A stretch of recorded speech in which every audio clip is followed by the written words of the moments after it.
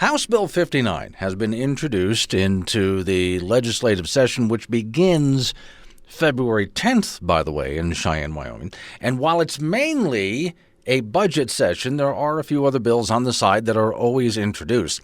This particular bill, House Bill 59, reads as if it's a bill that will actually restore firearm rights, although there are those, particularly Wyoming Gun Owners Association, saying absolutely not. The bill does just the opposite of that.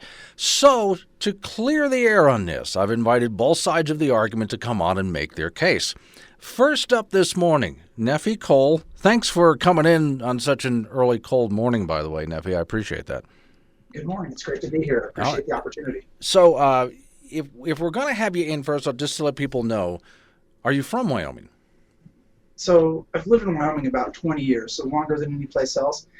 I grew up in the Mountain West, so Utah, Idaho, and then moved here in about 2001, and have had the fortunate opportunity to continue living here. I lived up in Buffalo, Casper, Douglas, Riverton, and then ultimately ended up in Cheyenne. Okay, just want to make sure that we have someone who has skin in the game. And then with that, you're a member of what organization?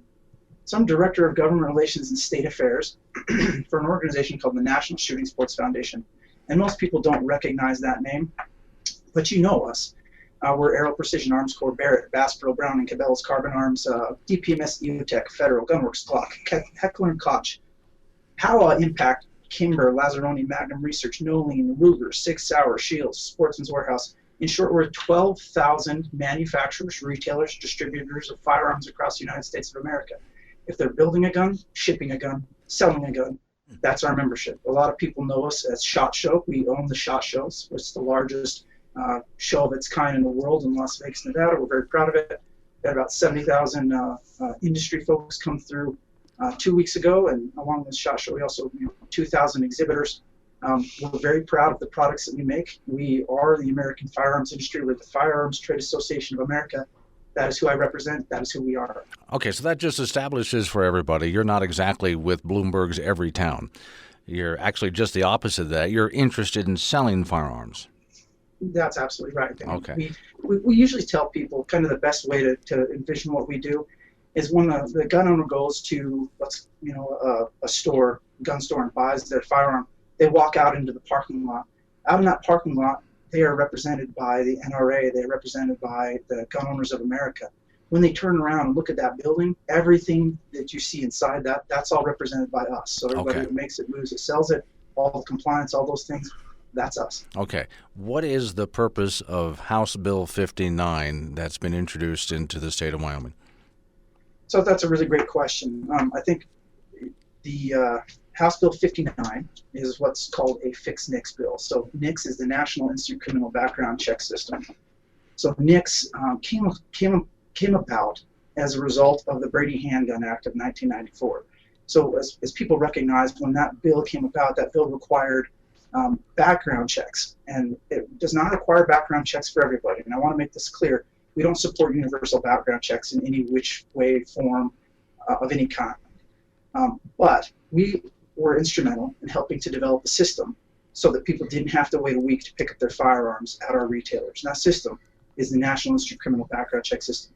So that's a system that allows you to go in and when you purchase your firearm to be able to leave the store with that firearm rather than having to wait around for that. That is NICS. And NICS touches 3 databases. And what it does is NICS is designed to make sure that the 9 prohibited classes, and so we're clear on this, there are 9 types of people that can't purchase firearms in the United States of America legally. Those are felons, illegal aliens, drug addicts, serious domestic abusers, traitors, they're criminally insane. And that's very important. So if you look at ATF form 4473, and if you've ever purchased a firearm, then you know this form. This is the form where you're testifying basically under oath. You're committing a federal felony if you lie on the form. You're saying, look, I can legally own a gun. And so 4473, when somebody signs that, what we're doing is then that information, and this is what we wait for at the counter at the gun store, is for that form to then to the database to be touched. It goes out and makes sure that you're not one of those 9 classes of prohibited persons. So unfortunately, that database doesn't always work.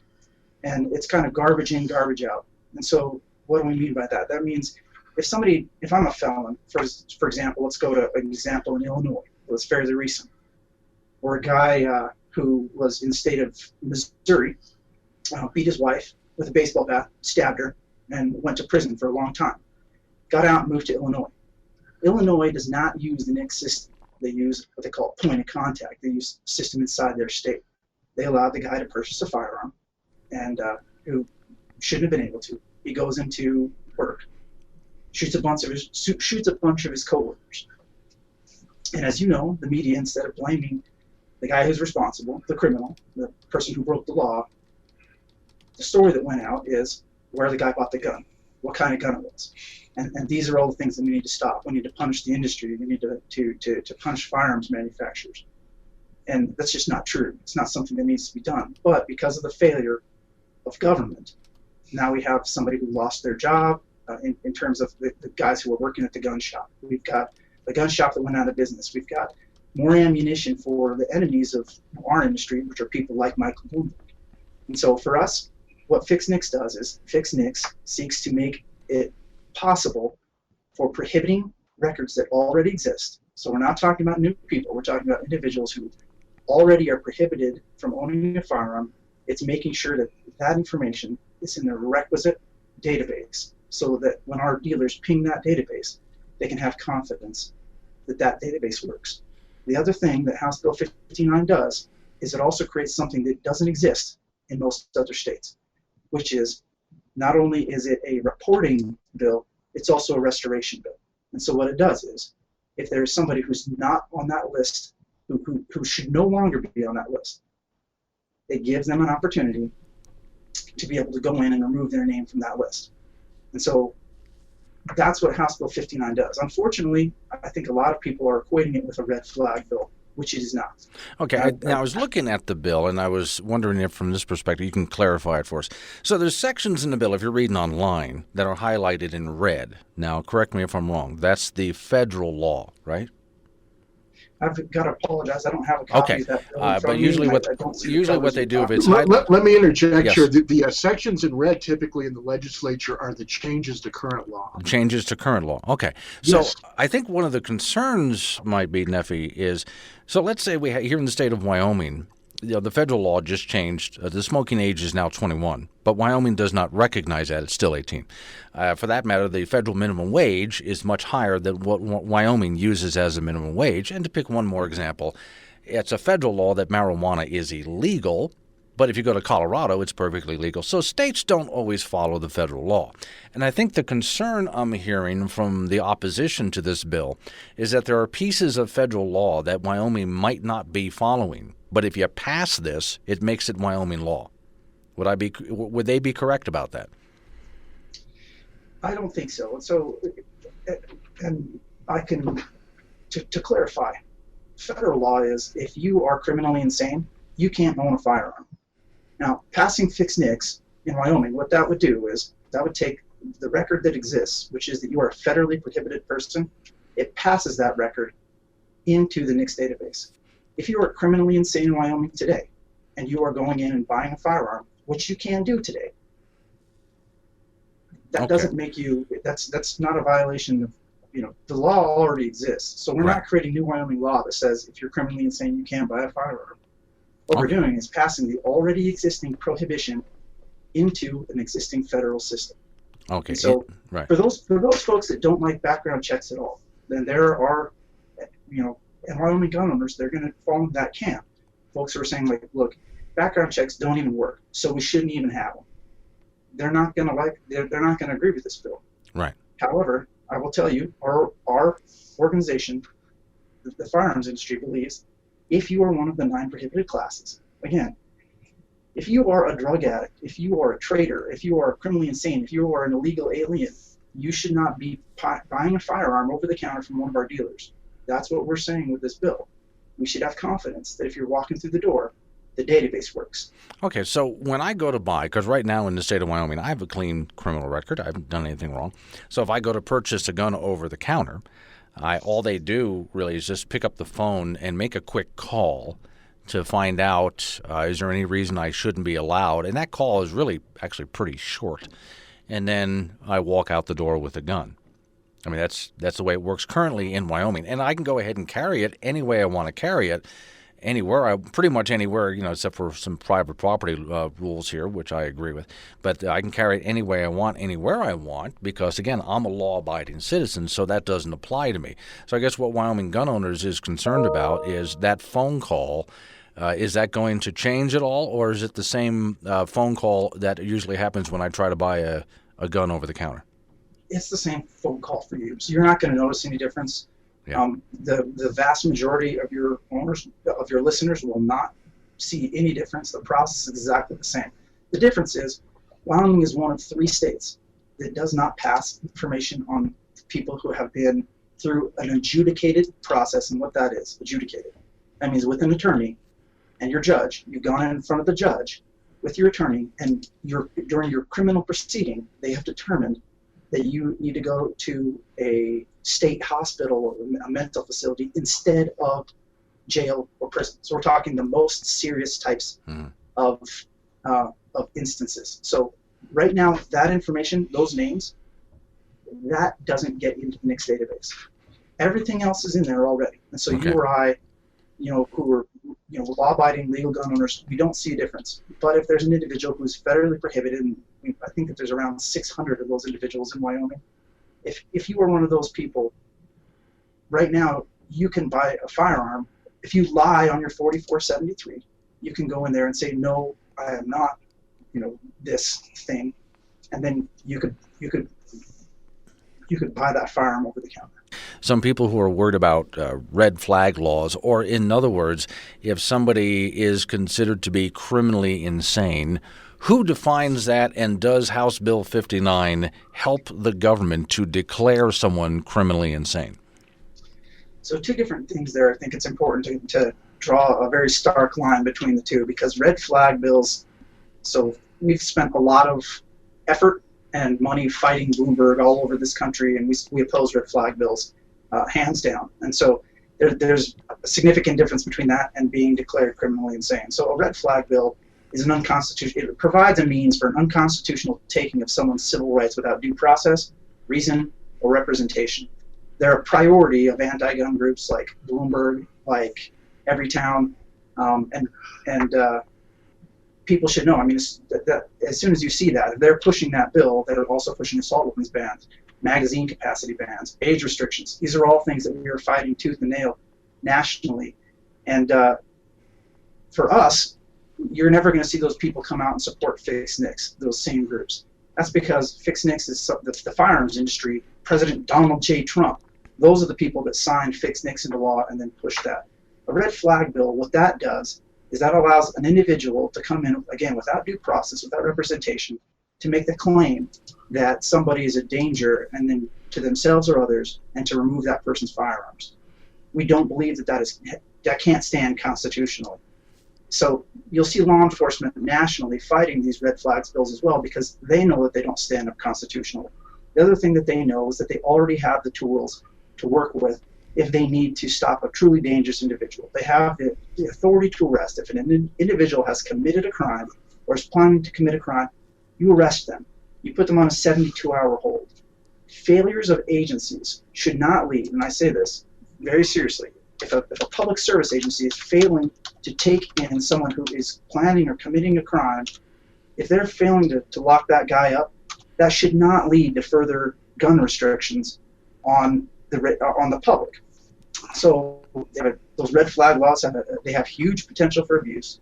They've already been abused in Colorado, for example. The mother of a young man who tried to commit suicide by cop tried to file a red flag against the law enforcement officer who was forced to have to stop her son from harming himself or others. So red flag law. Okay. So House Bill 59, fix NICS. Yeah. The difference is this. If somebody is adjudicated criminally insane, that means that there was a process where that person, over a significant period of time, so we're not talking dead of the night like these red flag laws where they're going to come in immediately, do these things. We're talking about a process where an individual has gone before a judge with an attorney and gone through a proceeding, a criminal proceeding, to determine that person is going to be locked up, involuntarily committed, rather than going to prison or to jail. And I want you to know how dangerous this is to conflate these two things. A lot of people are saying to veterans, to people who need help, they're telling them that these things are the same. That is not true. And when you do that, you discourage people from getting the voluntary treatment that they need for PTSD, depression, stress, counseling. None of those things apply when we're talking about truly criminally, mentally, these problems. None of those things apply. And so the problem with this is when you say these two things are the same, you're making people who are legitimate law-abiding citizens who are going through a tough time, you're making them question whether or not they should go get help. No voluntary service, no voluntary counseling is ever applied when we're talking about the 9 federal restrictions. That is not what that is. Those 9 restrictions are very significant. They are for people who are the worst of us. They are not, they're not for the everyday guy who's dealing with a problem. Every bill in Wyoming has that opening paragraph that it's a firearm restoration act, but those like Wyoming gun owners say, no, this is a backdoor red flag bill. Nephi Cole is on the phone with me. He's with the Firearm Industry Trade Association, which is, let's just clarify again, Nephi, that is not an anti-gun group. You want people to buy guns. No, we'd like everybody, when they get done listening to your radio show here, to go down to the nearest gun store to you. Please pick up an AR and a semi-automatic handgun, some extra mags, and some ammo. You know something? I might just treat myself. Now, let's also be clear because of some of the concerns that people have, justified or not. Let's take a look at the Colorado gun law that you mentioned, which we're calling that red flag law. Is that in any way like House Bill 59?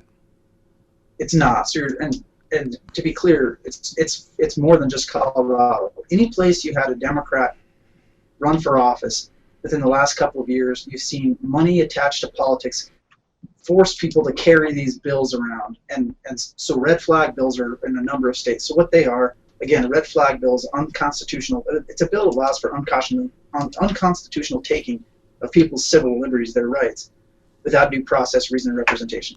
Okay. Now, Fix Nix is not that. All What right, Fix Nix is the 9 classes. You know, if you're criminally insane, you've already been adjudicated in front of a judge with your attorney. If that's a criminal process, that's gone through, your name's supposed to be in a database that says you can't buy a gun. So what Fix Nix, the goal of that is to make sure the names that are supposed to be in that database are in there, and the names that aren't supposed to be in there are not in there. Okay, because the next piece of concern is that this would give Wyoming, the state of Wyoming, the power to do exactly that, to decide that somebody is crazy enough to not own a gun. And the big question is, well, based on what? But what you're saying is it doesn't give Wyoming that ability. They were already declared that. Is that correct? That's right. That already exists. You're not creating a law that creates a new class of prohibited individuals. Those prohibited individuals are out there right now. Okay. So these are people like the shooter at Virginia Tech, somebody who, again, declared to be that, but then somehow is able to still go in and purchase a firearm across the counter. Okay. So these are different things. Okay. Does the bill then provide a pathway for someone who has been declared as incompetent to own a gun? Does it provide a pathway for them to correct that in the state of Wyoming? It does. It's actually how the bill starts out. So when we looked at this bill in 2015 and worked with the NRA on developing it in the legislature, that was the main thing that we looked at, was that we didn't want to see any other systems that don't have that two-way door that's appropriate for being able to get a restoration of rights. And so the first part of this bill that you read will actually be the restoration of rights piece, and then the record-keeping piece comes behind that. So again, Wyoming isn't doing something new. What Wyoming is doing is a restoration and reporting bill is what it is. Okay. If people want more information on the National Shooting Sports Foundation, where are they going? Go to our website, nssf.org, and you can find us all over the place. We've got a lot of great talking points on key gun issues and the battles that we're facing around the nation, and we can use your help. You know, the industry needs help. So there's a guy who put a $10 million ad, on the Super Bowl the other day, who we need everything we can to stand against that type of corrupt money. Well, one question that we're having, because you saw sort of the panic that occurred the moment the bill was put out by people like Wyoming gun owners, was there any attempt or outreach beforehand to explain to people what this bill was, or are you guys reacting after the fact? I think you're going to be able to find. Yeah, we've talked to people a lot. We've been talking to people for over 10 years on fixed NICS. And we've worked in states like South Dakota, where we passed it 53-17 in their House, Nebraska 84-3 votes in their House, Oklahoma, Alabama, Louisiana, Tennessee, and then nationally, this is Donald Trump's one of his bills, to the Fixed NICS National Act, which forced the federal agencies to actually step up and make sure that they were passing prohibited person information, which they weren't always doing. Okay. Nephi Cole, I do appreciate your time and explanation. Thanks for coming on the program. Hope to have you back as we get closer into introducing this bill. I appreciate the opportunity to visit with you.